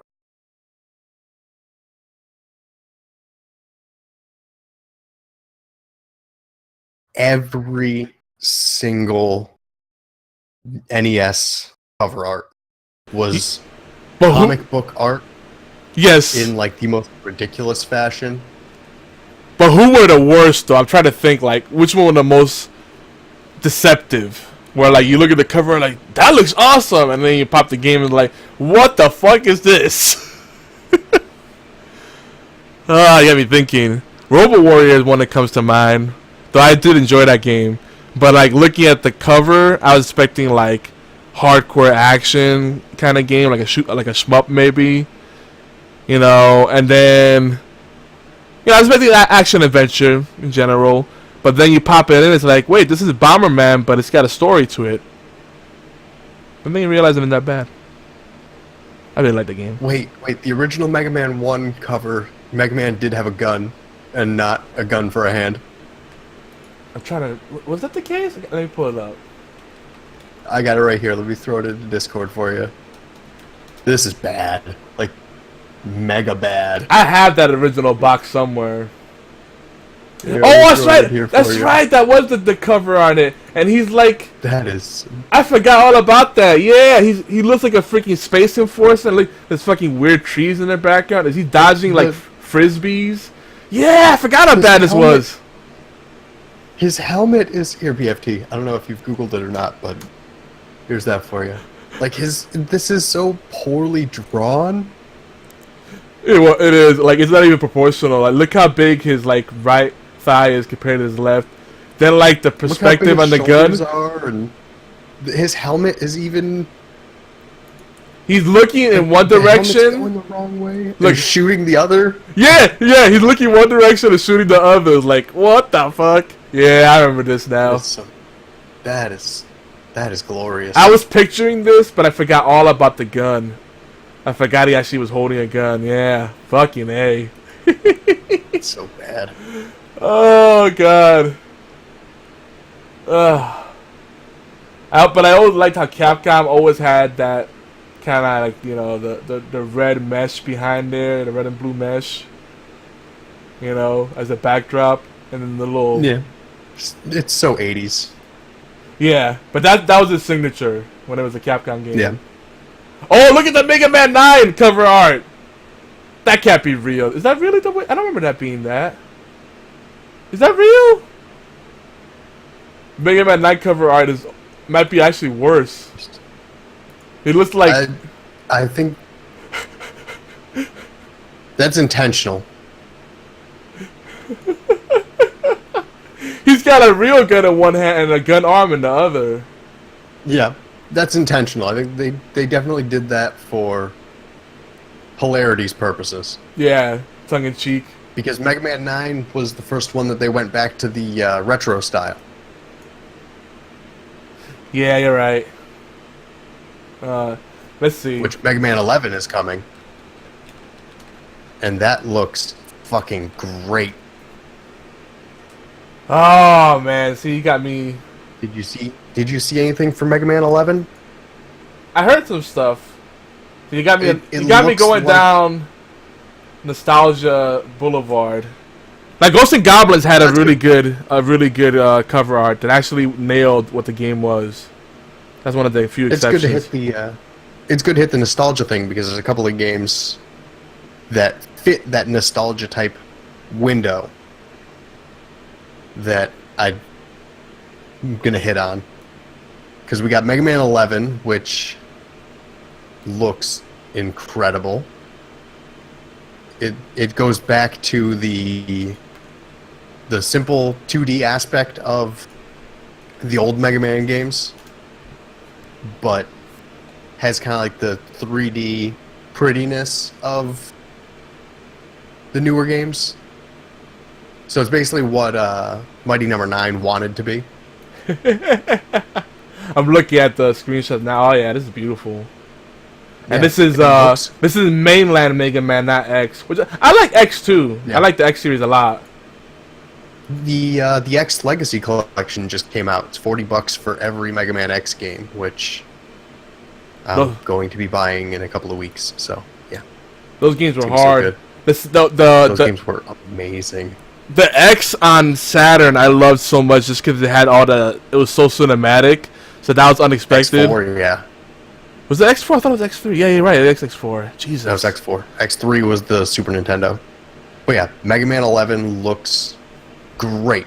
Like it takes the old aspects of the Mega Man games, all of them, and just modernizes it to the point where it looks like the familiar Mega Man that you know, done right. Dude, and they got a poster where they show all the different iterations of Mega Man over the years. Oh, that's great, including the shitty yellow and blue. He looks like you know what that always reminded me of? The original Mega Man guy makes me think of he's like the guy that got rejected from the X-Men. Like, look, I got a really cool gun. No. Stop. But look at my gun. But then there was the other aspect of taking the retro style and bringing it back, which kind of hurts me. Because I wanted Bloodstained Ritual of the Night to be good. I still want it to be good. But from the trailer that they brought back again from last year. It was the same demo they had last year. And it looks empty. It looks like it's just it looks like it's missing. Like, maybe it's not done. Maybe it legitimately isn't done and they're 3 years past their due date. Wait, so Bloodstain hasn't dropped yet? No. Once the I thought it was out. No, Ritual of the Night isn't out yet. They put out Curse of the Moon, which is kind of like works as a prequel to Ritual of the Night. And that game is amazing. Oh, so they're doing this episodically. Not so much episodic. There's Curse of the Moon, which looks like Castlevania 3. Ritual of the Night looks like it plays like Symphony of the Night. I see. So, you said it's something that's really big. I mean, because I love Simon's Quest, but Castlevania 3 with like the branching off and the cool boss battle, the way they did that was really neat. It kind of Castlevania 3 kind of made me feel like I was playing Ninja Gaiden almost. You know what I mean? If you have $10 and like 4 hours, you can knock through most of that game and have a really enjoyable time. But Ritual of the Night, they raised something like $4 million at this point.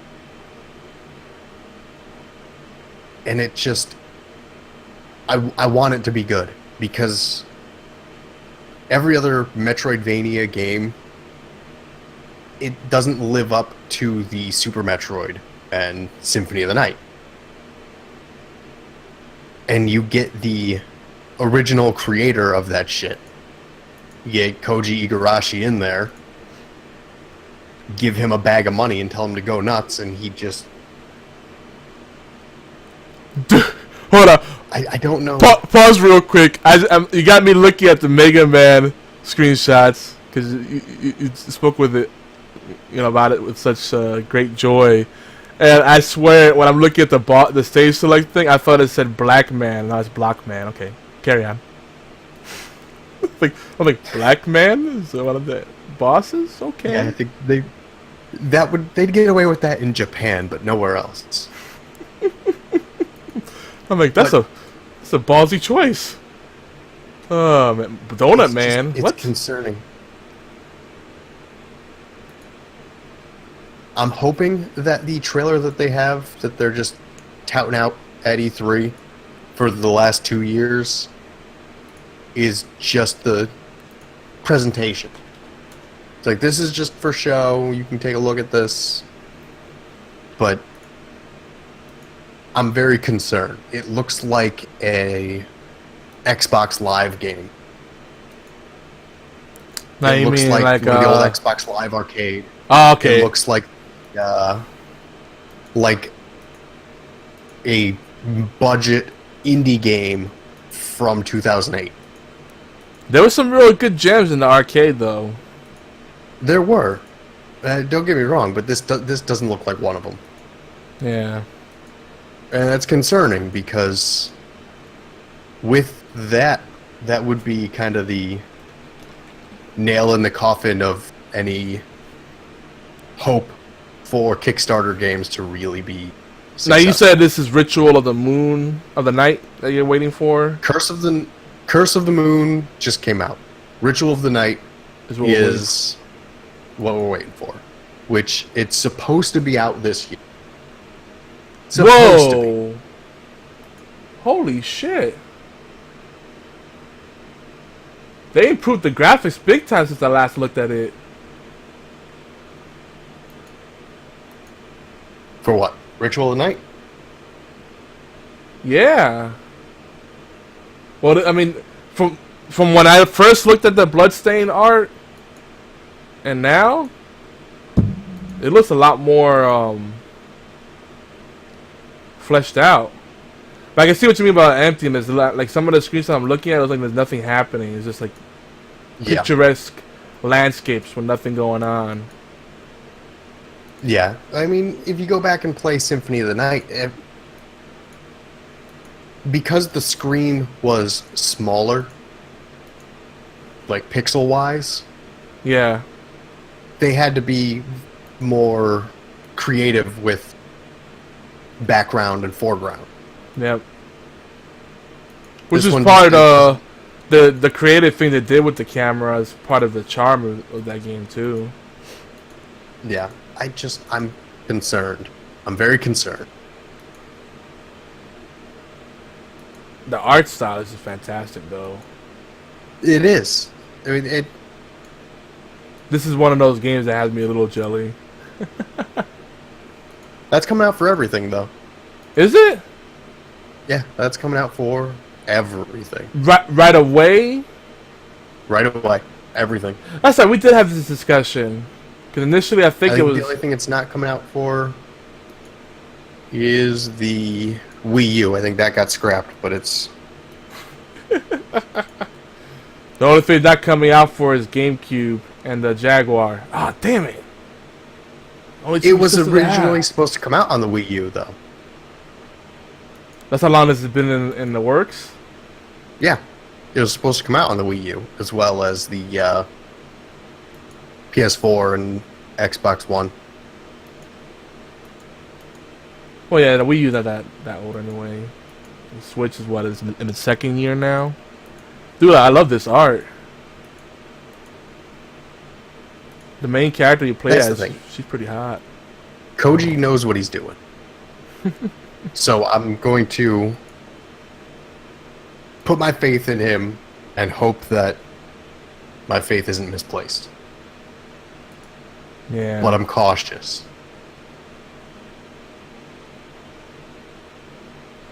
This is pretty cool, man. That's something to definitely get excited about. So, like I said, it's a formula that still works, and I think it'll always work as long as you give it the right love. It's like Mega Man. It's like I don't think I'll ever get bored of them because those are the kind of games you could always jump into, you know, and have a good time. Especially when you're first trying to figure out the optimal order to fight the bosses. Because there's the hard way to play through the game, and then there's the easier way. You know, if you don't figure out that rock beats scissors, then you have a rough time. Yeah, you're sitting there trying to chip away at a stone with a fucking knife. Yeah. When you can go and get dynamite and solve that problem way easier. Yeah. Like in the original Mega Man, I always had the hardest time on the Guts Man level, even though it was one of the shortest. Because I fucking hated those dropping fucking platforms. Oh, fucking annoying. But once you got a hang of it, it was super easy. And then you realize that his ability makes the rest of the game easier. Because I always left him for last just because I didn't want to deal with him. Good times. The Electro Man stage was also really annoying. Kingdom Hearts 3. I'm actually really excited about it. But not for reasons most people are. I was super pumped for it until I saw more for it. Uh-oh. It's just like, it... You know what? rubbed me the wrong way. I think we actually have more to talk about than we thought we did. Yeah. So we might have... It's definitely 115. Yeah, so maybe we should stop here, and then we can start the next show talking about what we should probably definitely talk about, like, you know, the things that caught most people's eye, like supposedly stole the show. Kingdom Hearts 3 is amongst that. Kingdom Hearts 3, Cyberpunk 2027, Resident Evil 2 remake. Ooh, yeah, that's another good one we got excited about. What other big stuff was there? Death Stranding, of course, because everyone's got a foot-long hard-on for anything Kojima does. Oh, before we wrap it up, though, did you see that Game Jolt? Someone put together PT for PC. Really? Yeah. So now, You know, now it's not ultra rare. Yeah, I'm gonna drop that link into chat here, so it'll be there in the VOD. And I'm gonna throw it in a Discord, so if you ever feel the need to download it, because I think it's free. I don't think they can charge for it. By the way, my challenge to everyone is to find the worst video game box art that you can think of, and share it with us. Mega Man 1 is gonna be hard to top. That is pretty good. Oh god. Yeah. Say PT for PC. It's just before full release. Looks like they're just finishing out the beta testing, getting some of the animations done, and getting VR finished for the 1.0 release. Yeah. Neat. So, if you feel like downloading it, it's only a gig, and then you can play it, and you can feel the horror that I feel every time I fire it up. I mean, that is terrifying. Just that freaking, like, still is pretty, like, ominous. The way the lighting is. The thing that we'll do. Well, I got 5 minutes. Yeah. With PT, I just really need a cigarette at this point. Me too. But yeah, PT was what they did so well in there was create unease. It's like it creates just this atmosphere before even anything ridiculous happens. Like before you start seeing Lisa and you start seeing all the other horrific shit go down. Like you just feel on edge when you walk in there. And then the first time that it loops around on you, that's when you know, oh, things are about to get fucked. And it has this legit dread. Like you actually feel it. It does what a good horror movie does, and it affects even your body language while you're playing. So it's like you adjust the way that you're sitting. You kind of become more aware of what's going on, and it's probably the greatest tragedy that in gaming that this is never going to happen. That Silent Hill game is never going to happen. I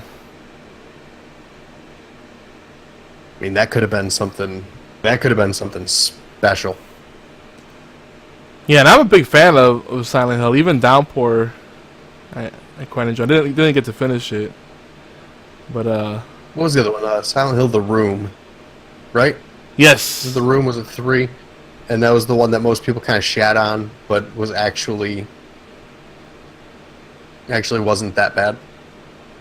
That was very unique because, yeah, you know, like you have to solve the puzzle to get out of the room, but you take freaking portals, like these weird portals outside of the room, and a lot of them lead to the subway. It was really neat, like the locations in that game. I liked it a lot. There's some crazy shit in there. Like there's a part where like a freaking giant worm blocks your way. You have to figure out how to get him out of your way, and it's not very obvious. I got stuck in that for a little while. But, see, I really think that had Konami not killed that probably would have put them above Resident Evil, finally, for the first time. Because, I mean, at that point when that was out, when they were teasing it, that Resident Evil 7 hadn't happened yet. Yeah. So all you had was, in recent memory, 4, 5, and 6, which were not horror games at all.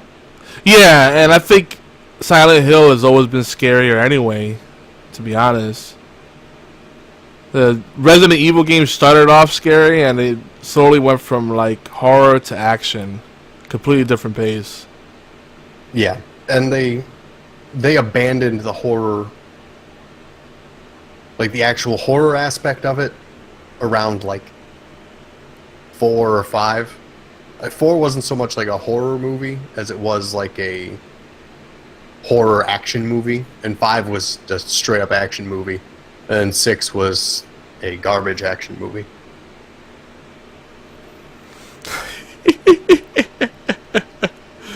garbage action movie. I think the problem with 6 was they split it off into 3 separate stories that were supposed to intertwine, and it was supposed to be. Oh, that's the one. Is that the one where there's a sequence where you have to go through like a room with like laser traps and shit? You talking about that's Revelations, right? I think so. That was the movie. Yeah, I think. I don't remember I don't remember anything really creepy in 6. But 7 definitely did jump. 7 jumped back to horror. I didn't like the way that 6 had it. They had it chopped up and split up. And I wasn't a huge fan of it. Maybe because I didn't really like the characters that they went with. Maybe. But then did 6 also had the 4th story added on with Ada. Yeah, Ada Wong. That's what I remember. Ada Wong. You can play as Leon, right? Leon Washington, whatever his name is. No, what is his name? Yeah, it was Leon, Chris. Chris. What's Redfield. Redfield, yeah. And the new guy, yeah. I remember seeing some gameplay. I think someone was streaming it. Maybe I'll have to go back and play 6 again. See, now I'm curious too. I remember being horribly disappointed by it, and the fact that Mercenaries mode kind of sucked compared to Mercenaries mode in 5. Well, also you also forgot the biggest stinker of all the Resident Evil games that people forgot about already, and that it was like people don't want to acknowledge it exists. The Umbrella Chronicles? Well, see, there's 2 then, because there's that one and Operation Raccoon City. I don't remember Operation Raccoon City, but I remember there have been a lot of bad Resident Evil games. Like there was one for the PS1 that came with a light gun. Yeah, Deadshot? I think it was Deadshot, yeah. There've been, let me see, what was the other one? There have been some bad Resident Evil games. Well, those are recent enough where I think that should be added to your list. But let's wrap this up. I do want to re-invite everyone though to send the bad game cover art, and I just want to. Or it could be curious game. Like it could be the most maybe the cover art that made you really want to buy something. You know who had good cover art? PC games, because they always came in different shaped boxes, so they really try hard to sell it. You know. They definitely spent a good amount of money on packaging for PC games back in the day before everything became digital. That was the peak of gaming for me. Is just looking at shows and having all these different shaped boxes and just randomly picking stuff out. It was a whole different experience, you know. You were able to explore and make your own decisions. It was Resident Evil Dead Aim. Dead Aim, that's what it was, yep. And then Outbreak 2. Outbreak, yep. Yeah, those were awful. Umbrella Chronicles sucked. Dark Side Chronicles was bad. Then they took a couple year hiatus after 6. Umbrella Corps. Oh, Japan only. Revelations 2. Okay. See, there's a lot of fucking Resident Evil shit out there. Dude, there are 1, 2, 3, 4, 5, 6, 7, 8, 9, 10, 11, 12, 13, 14, 15, 16, 17, 18, 19, 20, 21, 22, 23, 24, 25 Resident Evil games. Jesus. And they're still making movies, too, somehow. They're a guilty pleasure. That's because Mila Jovovich needs a job. Yeah, she's one of the few, like, really skinny chicks that I find really hot. I don't know this about her. Huh. Interesting. But with that, if you want to join us on Discord, you can go to geekyantix.net/Discord. It's probably a good place to share your random pics, cover art. That'd be fun. Or you could email it, mail@geekyantix.net. Or tweet it at geekyantix. And I'm at Yogizilla on Twitter. How about you? Where can people find you? You can find me, Taylor7 over on Twitch. And Beard and Hat on Twitter. And Discord. Come hang out. Come say hi. Give me your Word. money. I need $600. That's it. Just $600. $600. That's all I need. Because you don't live in Canada, where everything's expensive. No, I live in New England, where everything's still expensive, but not Canada expensive. Yeah. I don't pay for I don't pay for gas by the liter. I don't buy my milk in a bag. Fucking weirdos. The bagged milk does sound kind of appealing. I would just squirt it at people all day. The being squirted with milk is horrible. You attach like an udder onto it, just to creep people out even more. Oh god, the things you could do. And being squirted with milk would just be terrible because you just, like, you go out in the sun and then it spoils and it gets all rancid and ugh. Fill a super soaker with milk and just start spraying it at people. Oh, that's terrible. Ruin their day. You just like completely ruin someone's day if you even get a little bit of that. I know. I was like, dude, did you wash your balls this morning? You stink. Things to do when you're bored. And with that, hopefully we will see you guys in a week. So we don't let too much time go in between and lose kind of the flow, that ideas we have in our head right now. But why don't we just do this again tomorrow? We could do that. Put one in the bank, yeah. That's tomorrow, Saturday, yeah. Maybe we'll do that. We'll space them out. But your job is to update the show notes so that we have some other things to talk about. Update the show notes. That's your mission. Right. That's your mission. So we don't lose those thoughts. Anyway, folks, thanks to everybody in the chat. I see a bunch of lurkers, some new faces here, some familiar faces. Shout out to Kai Hex. There's some interesting names here. Land Fusion, Electrical Longboard, Commander Root. I like that. You should think of Commander Keen. Remember the Commander Keen games? Root and Longboard are both bots. Are they? Yeah. See, I mean, well, Root's a legitimate PoE streamer, but he's also a bot. Oh, all right. Look at you. You got all the info on everybody. Yo, I know things. And Longboard is one of those shout-out channels. Okay. Neat. I'm so behind on the time now. I've been off the Switch scene too long. Everyone just does ASMR now. See, you say ASMR, and I hear A2M, and if you don't know what that means, that's the trivia question for next week too. Come on, not even a little chuckle. Not even a little bit. I wonder who's gonna not get that, and I wonder who's just got that right away and feels really accomplished. Some people feel good about themselves. Yeah, I know what that is. Yeah. All right, let's get out of here. See you next week, guys. We're dragging this out. We're done. Bye. Bye.